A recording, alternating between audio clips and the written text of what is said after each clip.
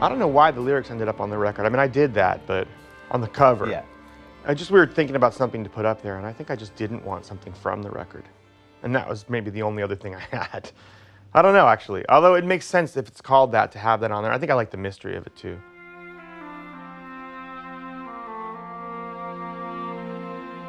I'm a music fan, too. Mystery and myth-making in rock and roll is a good thing. And so putting a song that you couldn't hear on the front of the record, you know, that's good for that sort of thing.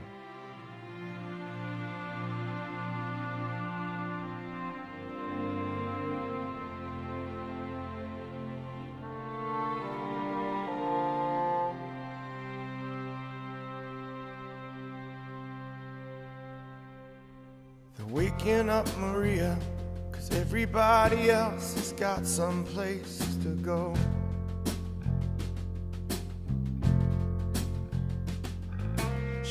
Now that you've done the song the way you want it to be done, could you have imagined it in the album at the time? Like if you could have nailed it? I'm sorry, this is totally hypothetical. Well, no, but it's like a especially thought not exercise. now, because it really doesn't belong on that album. Now, there wasn't anything like this sound. What I could have put it on was Recovering Satellites, which I thought about at the time. I just thought one day, wouldn't it be funny if every album we leave the song off that's the title of the record and put the song on from the record before. Like, so on Recovering Satellites, we would leave off Recovering Satellites, but include August and Everything After. And on This Desert Life, we would finally put on Recovering the Satellites and leave off High Life, where that's from. You know, I just as a dumb joke one day. But the difference is that Recovering the Satellites was a really good song, whereas August was not. So it was easy to take August off the record. I would have felt pretty bad about leaving Recovering the Satellites off. You look into her eyes, and it's more than your heart will allow.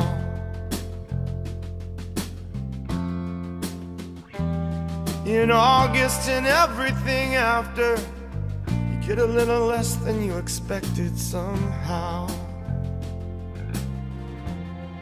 Whenever we did the orchestral arrangements 6 or 7 years ago, I rewrote a lot of that song. You know, it's a really long song, and I think it had a lot of lyric problems that you have when you're a young writer sometimes. Things that I had been a problem for a lot of my songwriting until that record. I feel like that was the first time in my life that I got a lot of that crap out of our song. Shadow of St. Mary's in the sky. I'm just one of these late model children waiting for the king.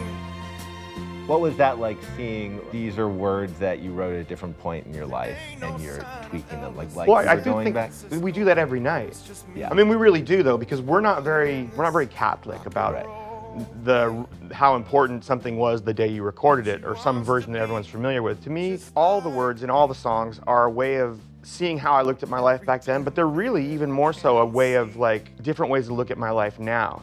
Because my experience of writing Mr. Jones about dreaming of being a rock and roll star, and also about how shallow that was probably going to be, was very different before any of that had happened to me when I wrote it and when we first recorded it than it is now after 25 years of living that thing I was making suppositions about in the song. You know, I had ideas back then, pretty prescient ideas about what fame would be like that put in that song, but it's a very different thing to have sung it then than it is to sing it now. So for me, it's always about looking at stuff I wrote on a different day than today and trying to see it and express it the way I feel about it today, not the way I felt about it then. So in this sense, this is no different from Round Here or Palisades Park or anything else, because it's always a filter that you pour today through. You may have like built the filter 25 years ago, but you're still pouring today through it. So the thing you come out with, the song, the coffee, whatever, is different every day. Girl in North Dakota who's always wide awake, so I never have to spend the night alone. And I think we really look at our songs that way, which is different from other people, I get that. But it means that looking at a song which was partially written 25 years ago isn't as new or shocking as experience for me as it might be for someone else, because I'm very engaged in doing that anyway. And they finally bring me down. Do you think I'm gonna cry? Well, listen. It's kind of wonderful to reach a point in your life where you're like, I'm owning this lyric in a way where it's like sometimes people have the opposite, or they want to kind of triangulate a lyric or say that's not about me or whatever. No, I mean, but we're not writing diaries either. I mean, the whole point of a song, or any writing, or any art in a way, is to, you're always expressing how you feel about something. You're not necessarily, it's not necessarily a diary entry, it's not necessarily exactly what you did that day, but if it was, I mean, everybody writes diary entries. How good would songwriting be, or poetry, or anything, if all we did was write nonfiction?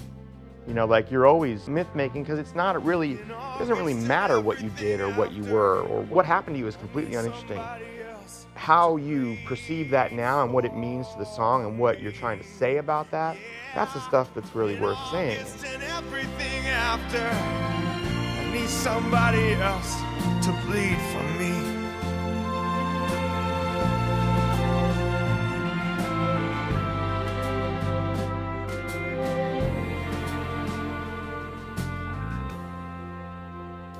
You know, so, yeah, no, it's not a story about my life, but it's a story about how I feel about life, and you don't really walk along the edge of the ocean like it's a tightrope.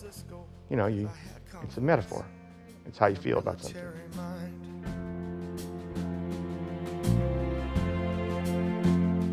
Now everyone I know.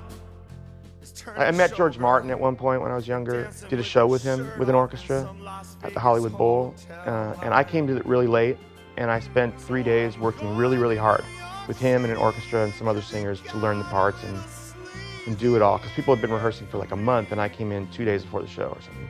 And it was great and an incredible experience, if difficult at times.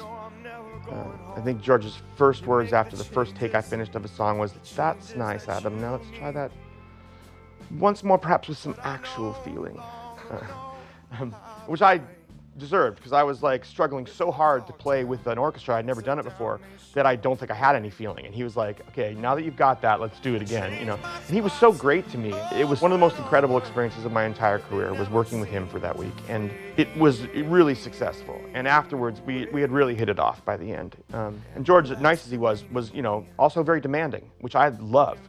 You know, and in the end of it, you know, we were talking and he invited me, "You got to come over and do something at Air sometime," because that was his studio, you know. And so being in that studio and recording there, even though, you know, George has since passed away, and I never saw him again after that, but that meant a lot to me, being there in his place, you know. In August and everything after, man, them Buffalo Wings, they ain't never coming home. No, in August. And we finished one take, which I really let go and nailed vocally. You know, I don't know if it was perfect, but it had a lot of feeling. And at the end, all the orchestra members had their batons out, and they're like, bam, bam, bam, bam, bam, bam, bam, bam, on the music stands. You know, I've seen that in movies. I've never experienced it, and it only happened once that night. I mean, and I think I talked to those guys later. They never get to play with the people they record with, so it was special for them too. And they were really, you know, jazzed about themselves. They don't usually record with the band in there, in the room, and it was special for them too. But regardless of how special it was, that only happened once, and it was directed at me, because Vince said it afterwards, like, "Well, Mr. Duritz, that was a particularly good take, as you can see."